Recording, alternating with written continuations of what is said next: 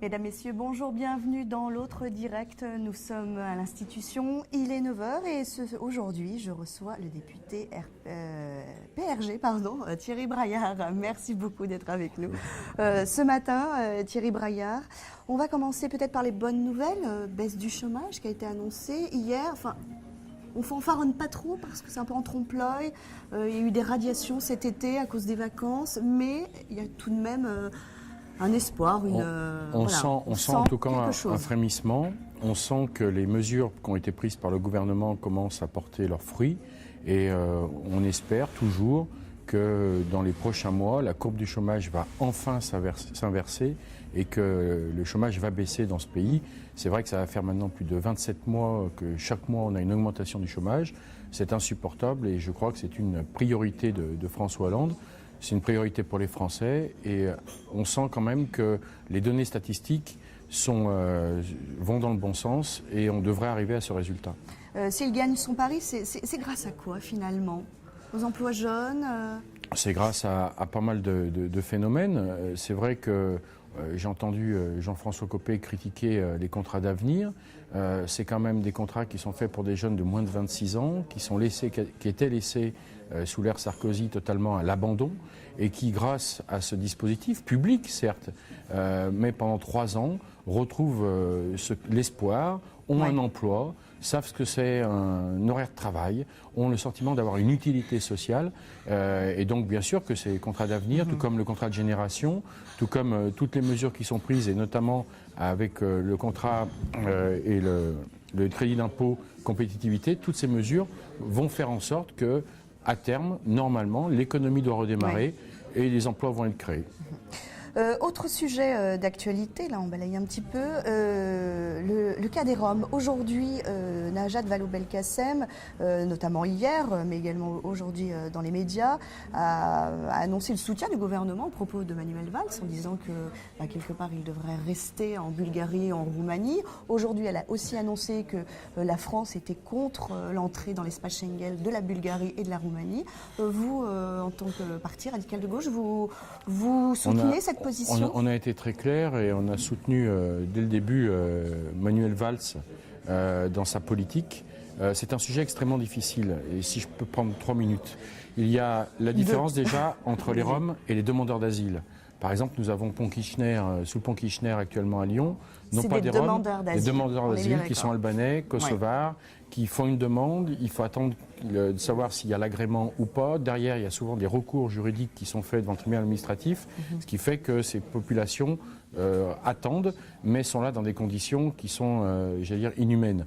Tout comme les Roms ne viennent pas, et Manuel Valls a eu raison de le dire, ils ne viennent pas pour s'installer dans le temps. Ils viennent pendant une période, souvent pour récupérer un peu d'argent, pour repartir ensuite dans leur pays afin de les réinvestir. Et la différence entre les demandeurs d'asile et les Roms, c'est que les Roms sont européens et donc à partir de là, les règles de la communauté de l'Union européenne s'appliquent. Donc c'est un problème délicat. Je suis très favorable à ce qu'on fait à Lyon, c'est-à-dire de financer des infrastructures dans les villages roms, pour que quelque part, ceci les incite à rester plutôt qu'à venir oui, parce que aussi venir dans dans leur la misère. pays, ils ne sont pas non plus très bien accueillis, ils sont aussi rejetés. Bien sûr. C'est un vrai problème. Il ne faut pas les stigmatiser. Tout à fait. Il faut les traiter ce dossier avec humanité, mais il faut se rendre compte aussi qu'aujourd'hui, ils ont beaucoup moins de recettes à travers la mendicité. Et donc, pour essayer toujours d'avoir cet argent, il y a des choses, et je vois dans ma circonscription, de la prostitution de mineurs. Qui fait que c'est insupportable et qu'on ne peut pas accepter cela. Donc à un moment donné, on a beau avoir tous les discours d'humanité, si on a un discours d'humanité, c'est de dire on ne peut pas accepter cela, donc il faut des mesures. Et tout ce qu'a dit Manuel Valls, c'est des propos que nous cautionnons totalement. Alors aujourd'hui, vous êtes, durant ces 2 jours, depuis hier, pour les journées parlementaires de votre parti, vous allez notamment recevoir Bernard Cazeneuve. Un budget là est en train de se dessiner, est en train de parler en commission, il va être aussi voté. Vous, de votre groupe, vous allez le voter on fait partie de la majorité et nous avons, contrairement à d'autres partenaires, l'esprit de loyauté. Et à partir de là, d'ailleurs, oui, justement, on ne vous entend pas beaucoup, quelque bah, part. À force de trop de loyauté, c'est vrai, mais il y a un peu de discrétion. vous avez certainement raison, sauf qu'on n'est pas là pour marquer contre notre camp. Nous, on est là pour aider la majorité à gagner le match. Donc on a des choses à dire sur ce budget qui, sur certains points, est très discutable et nous discuterons. Maintenant, dans sa globalité, bien sûr que nous voterons le budget. Nous sommes dans une majorité et nous voulons que cette majorité réussisse. Vous avez rédigé un rapport qui a été déposé, connu là, en juillet, sur le fair play financier européen dans le football. Vous avez été le rapporteur, donc en juillet dernier. Parmi il y avait 26 préconisations. Parmi celles-ci, il y avait comment les clubs de foot arrivaient à se financer. Et vous, notamment avec les droits télévisuels, où vous critiquiez d'ailleurs ça. Près de 40%. Disons que c'est un sujet très intéressant. Aujourd'hui, l'UEFA, avec Michel Platini, veut mettre en place une règle où les clubs ne peuvent dépenser que les recettes qu'ils génèrent. Et dans les recettes, c'est très simple, c'est soit les recettes de guichet au stade, c'est soit les recettes de sponsoring, ou soit les droits TV. Et le foot français a vécu au-dessus de ses moyens grâce à des droits TV importants. Et au lieu de, j'allais dire, se prémunir pour l'avenir, on a été dans les dépenses avec des masses salariales beaucoup trop importantes, qui fait qu'à un moment donné, certains clubs se sont trouvés dans des difficultés financières et on se rend compte aujourd'hui que tout le monde baisse la voilure parce qu'il y avait cet excès, même si les droits télévisés vont et risquent de continuer à augmenter, puisque dans les auditions que nous avons eues, par exemple, Bein Sport nous a annoncé qu'il voulait dans l'avenir investir encore plus dans le foot et quelque part prendre les droits qui sont actuellement ceux de Canal+. Nous, la seule chose qu'on souhaite dans ces cas-là, c'est que la personne qui n'a pas les moyens ou qui n'a pas envie de s'acheter un abonnement sur une chaîne privée puisse quand même voir du foot en gratuit et en clair à la télévision. Est-ce que l'on va sortir un peu de ce foot bling-bling ? On est en train, et le fair play financier aide à cela. C'est-à-dire que même lorsqu'il y a le Qatar qui achète le PSG, même quand les Russes achètent Monaco. Alors, on se rend compte que les clubs français, dans leur très grande majorité, se sont déjà appliqués le fair play, d'où le fait qu'on réduise quand même, comme on dit, la voilure. Maintenant, il y a deux exceptions, avec Paris et Monaco. On verra comment le fair play financier va s'appliquer à ces deux clubs. Il est clair qu'il y a des discussions parce que le fair play est contre cette arrivée massive de capitaux. On a un exemple assez typique à Malaga, où il y a eu un investisseur qatari il y a 4 ans qui voulait tout casser. Et puis 4 ans après, il n'y a plus de sous. Les joueurs sont partis, le club est à la dérive. Et l'UEFA ne veut pas ce genre de situation et qu'elle se reproduise. Et je crois que ça va tout ça dans le bon sens. Comment ça se passe ? Vous parlez avec les dirigeants du PSG Quand on a fait un rapport, on a reçu tous les dirigeants. Et bien sûr qu'ils savaient, notamment les dirigeants du Paris Saint-Germain, que le contrat du Qatar Tourisme de 150 millions d'euros par an n'était pas tout à fait dans l'esprit du fair play financier européen. Donc je sais qu'ils sont en train de réfléchir comment contourner l'obstacle. Vous sentez qu'ils ont envie durablement de rester au PSG? Parce que c'est ça la question. Oui, mais c'est pas Jean-Michel Aulas, quoi. Comme je vous le dis, oui, ils nous ont dit qu'ils voulaient rester durablement. Maintenant, à Malaga, quand la personne, le Qatari est arrivé, il voulait aussi durablement inscrire Malaga dans les grands clubs espagnols. 4 ans après, il est parti. Donc il faut quand même se méfier et avoir quelques réserves. Et c'est pour ça que l'UEFA va dans le sens de mettre un peu de l'ordre dans tout cela. Alors on arrive au terme de cette émission, on va parler de Lyon un peu, parce que vous êtes aussi adjoint au sport à la ville de Lyon.